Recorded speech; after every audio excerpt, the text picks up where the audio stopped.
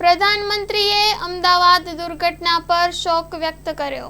ઝડપી અને અસરકારક સહાયની આપી ખાતરી. પ્રધાનમંત્રી નરેન્દ્ર મોદીએ આજે અમદાવાદમાં બનેલી દુઃખદ ઘટના પર ઊંડો શોક અને આઘાત વ્યક્ત કર્યો છે. તેમણે જણાવ્યું હતું કે આ દુર્ઘટનાએ રાષ્ટ્રને સ્તબ્ધ અને દુઃખી કર્યું છે અને તેને શબ્દોમાં કહી શકાય નહીં તેવું હૃદયદ્રાવક ગણાવ્યું છે. મોદીએ કહ્યું કે તેઓ અસરગ્રસ્તોને ઝડપી અને અસરકારક સહાય સુનિશ્ચિત કરવા માટે મંત્રીઓ અને સંબંધિત અધિકારીઓ સાથે સતત સંપર્કમાં છે.